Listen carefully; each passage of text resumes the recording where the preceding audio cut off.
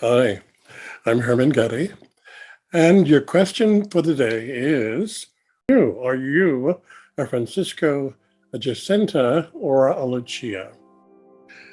Francisco, Jacinta, and Lucia were shepherds that lived in Fatima, Portugal in 1917.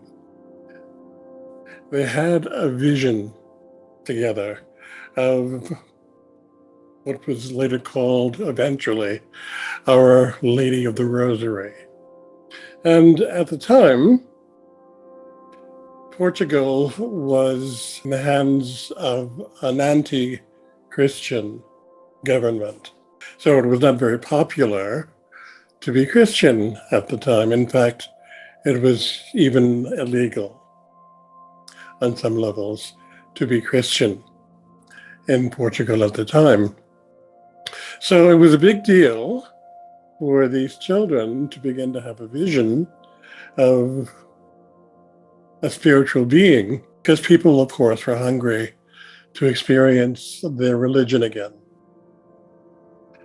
They wanted proof, like today, people want proof that there's a God out there somewhere, that this God cares about us as a group and as individuals, and that we can appeal to this and be heard by it and responded to by it. So people were seeking confirmation of their spiritual beliefs, and they turned to Francisco, Jacinta, and Lucia, who were having apparently a practical experience of the supernatural. Now, there's a lot of information on the internet about Francisco, Jacinta, and Lucia, and you can go to a number of YouTube sources to get an in-depth history of these three remarkable individuals. We're not going to do that today because I'm going to treat Francisco, Lucia, and Jacinta in a way that's probably different from most of the content that you're going to find on the internet. I'm looking at it from the perspective of a modern day sleeping prophet by the name of Ray Stanford, who looked at Francisco, Jacinta, and Lucia as dividing the human race into thirds. 1/3 Francisco's, 1/3 Jacinta's, and 1/3 Lucia's. He, in trance, noted that all three of the shepherds had a different experience of what we were calling the Lady of the Rosary. And that this difference of experience had pointed to a difference in consciousness for each of these three children, and therefore a difference in consciousness for each of us that would find ourselves in one or another of the categories. Now, Francisco, Lucia, and Jacinta all saw the apparition together, but Francisco could not hear. Jacinta and Lucia heard, but only Lucia responded, interacted, and received information from and gave questions to the lady. Three distinct experiences of the Lady of the Rosary, all pointing to three distinctly different consciousnesses.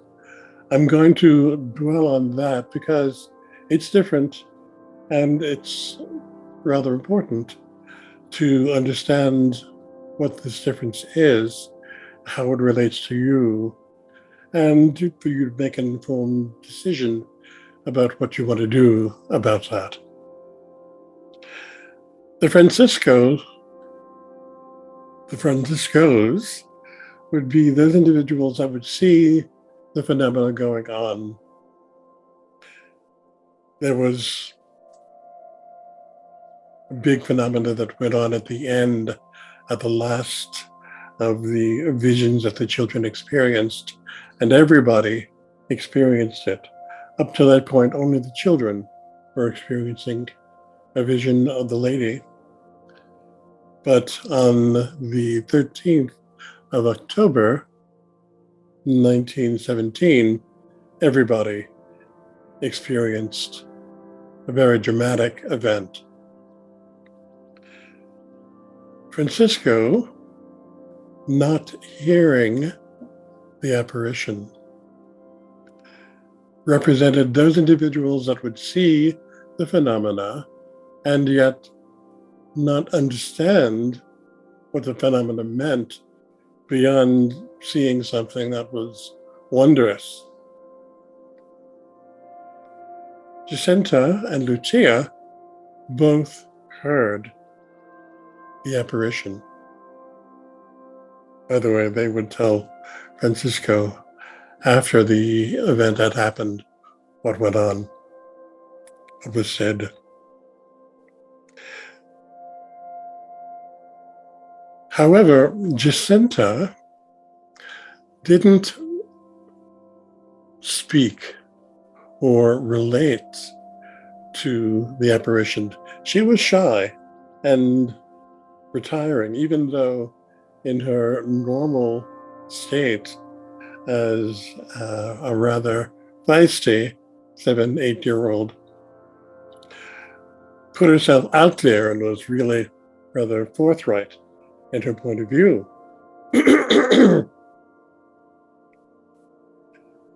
And Lucia, of course, was the one that communicated with the apparition and was able to get information from her that she was later able to share with other individuals, with the rest of the world. We, therefore, are divided into the categories of those that see the phenomena going on, which we'll get to, it's rather dramatic, and those that understand what the significance of that phenomena is, and then those that understanding what that phenomena means can also do something about it, can respond to the challenge that the phenomena is challenging them with, quite literally. Now, on the 13th of October, 1917, you had a proliferation of people that were coming to the site to experience whatever it was that Francisco, Jacinta, and Lucia had been publicizing was going to be a major event. Everybody was going to be able to experience something, and nobody would have any doubt that the children had actually experienced Our Lady. Because until that point, no one, besides the children, had in fact experienced anything unusual. Well, at one point, Lucia said, "Look up into the sky." And everybody looked. And it had been raining up to that point, and it stopped raining. The clouds dispersed, and the sun began to dance. It spun around, emitted radiation or rainbow colors, and then took a leap down out of the sky. And then it spun around again, emitted these radiations, and then took a big leap down out of the sky. Spun around, the radiation came out again, and people were terrified because the sun was coming down right on top of them. These radiations were seen from miles away. It wasn't a local phenomena. It was something that people miles away were able to experience. It had been raining all night. People were soaked to the skin by 12 noon. Thousands of people were there. But just as the sun seemed as if it were going to crash into the earth, it began to recede and receded back to its normal point in the sky.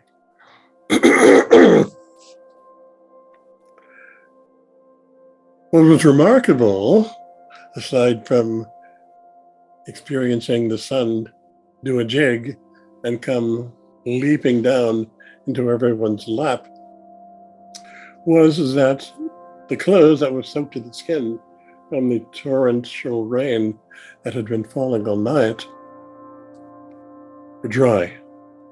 The ground was dry. People had experienced healings. People saw. People whose bodies had been deteriorated were normal. Many healings were reported that day. So the phenomena would be something that everyone would be able to experience, but that those that understood what the phenomena represented and those beyond them that were able to do something about the phenomena were still to be accounted for. So you have that aspect of the population, the Federicos, that would see the phenomena, say, man, that was really phenomenal, and I'm out of here. The Jacintas and the Lucias would understand what that meant. Now, what does it mean? What did the sun coming down towards the earth, spitting out radiation, and then doing that in stages of 3 actually mean? There are several mentions of what's called the 3 days of darkness. The 3 days of darkness, as we've come to understand them, are a function of the sun coming into contact with a momentum of energy in space, charging up the energy, photons, in the sun that then flew into the Earth's atmosphere and repolarizing and charging the atmosphere, making it poisonous and volatile and thick. The change created an atmosphere that was impenetrable, at least as far as light was concerned. The light went out. The light from the sun, the light from the stars, the light from the moon. The atmosphere itself becoming volatile and poisonous. Padre Pio mentioned at the time that the sun goes out, close your windows and doors and pray. Saint Faustina had a similar experience of the sun spinning, emitting vibrations, and this function, 3 days of darkness, again occurring, followed by judgment. Medjugorje, an activity that happened even more recently, recorded again that idea of the sun spinning. So the whole phenomena of that spinning sun, the radiation that was a function of that, and the challenges that represented for humanity are still on the table. So what happens at the end of this 3-day period of darkness? At the end comes the Well, this has all been what's been called in the Catholic Church the chastisement, and then followed by the judgment. The judgment, from our point of view here, is that the mother, that we call in the Western culture the Holy Spirit, in Eastern culture the Kundalini, rises in the body. It goes through the endocrine system as if the energy were leapfrogging from one chakra to the next, through the throat, to the agya, and then to the pineal gland. It does this on this day of, or activity of judgment, with a force that has never been experienced by human beings, at least that we know of in recorded time. The energy would be blasting through with a force so intense that it would create a stroke for those individuals, all of those individuals, that would not be able to keep their attention focused here. Energy would be sufficient to completely alter the physiology of the individual capable of surviving it. They'd become a different human. And that is the individual that would be going forth as the new person. Francisco and Jacinta were told at this event that they would be coming to her soon, but that Lucia would continue and would actually go on to a ripe old age. And that's in fact what happened. Francisco and Jacinta, that portion of the Earth's population that saw the phenomena as just phenomena, and those that understood that what they needed to do was to hold their attention here and weren't able to, would pass out of the body. Francisco and Jacinta, by 1920, had both passed on of the influenza epidemic that was going on at the time. Lye was poured on their bodies and they were buried. But then it turned out that Jacinta's body and Francisco's body were excavated, and it was found that Francisco's body had in fact deteriorated, but that Jacinta's body had not. It was called incorruptus, a phenomena that happens from time to time to certain individuals that are in the Catholic Church activity. This was, I believe, in 1938, and again in the 1950s, when her body was drawn up again, it was still found that she was in fact still incorruptus. And you can look around on the internet, YouTube, and get more confirmation and more information around Jacinta and incorruptus. But here we're giving you some background of why and what that means to you. The physicality of the individuals would be changed. Everyone won't be able to make the change, that is to focus their attention and keep it still where it needs to be. But the individuals that at least try and attempt that would have their bodies preserved.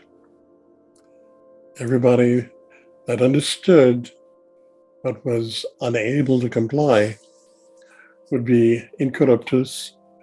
Their bodies would be maintained by spirit, and they would be given the opportunity at some point to take up their bodies again. The last third, the Lucias, would by definition become a different order of human. Eyes would change, physiology would change. One would assume that that philosopher's stone that had been so highly purported would come into play, and people's bodies would be forever changed. So, are you a Francisco, a Jacinta, or a Lucia? The qualifying factor is the ability to hold the attention. The attention is spirit as it exists in you. And the energy coming through, created by your attention, would outpicture whatever it is that you're focusing your attention on.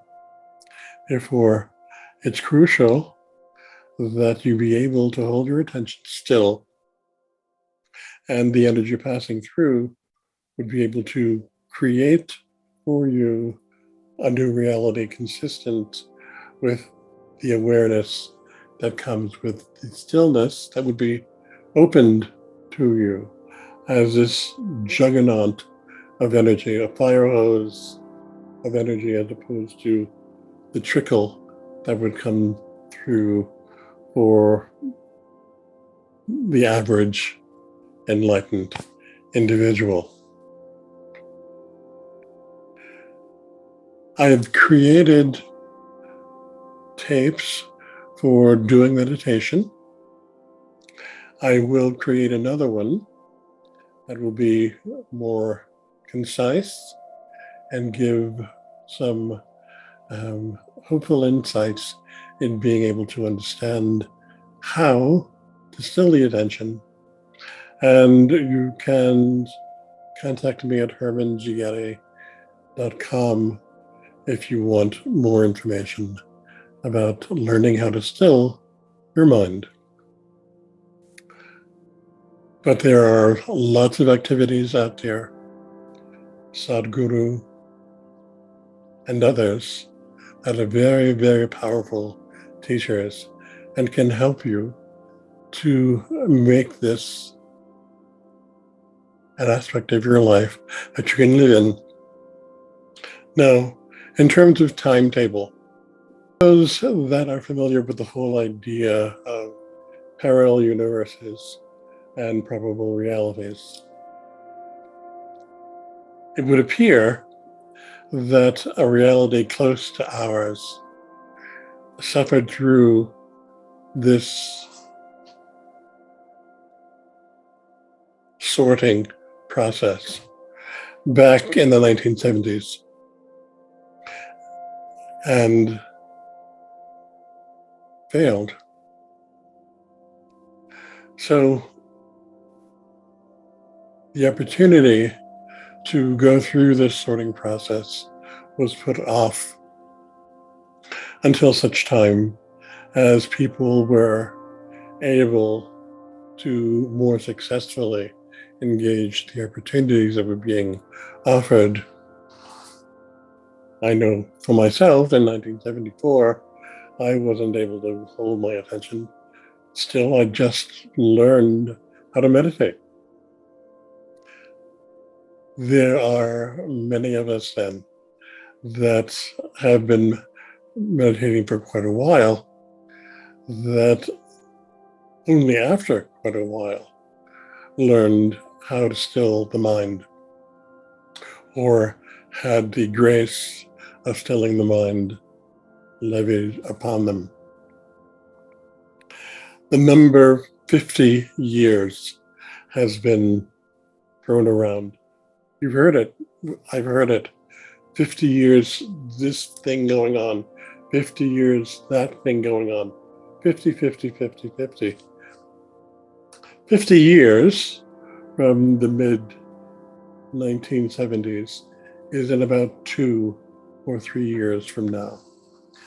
And we can expect that another challenge coming up for us would be probably if they were going to show up, because no one knows for sure what is going to be going on for any of us. But if it does show up, it's likely to within the next 2 to 3 years. So be advised, now is the time to accomplish what we can for stilling the mind and being available to your mother, your Kundalini, to be still when she comes calling, because that will be the case for all of us at some point along the way, unless the light makes other choices. Thank you.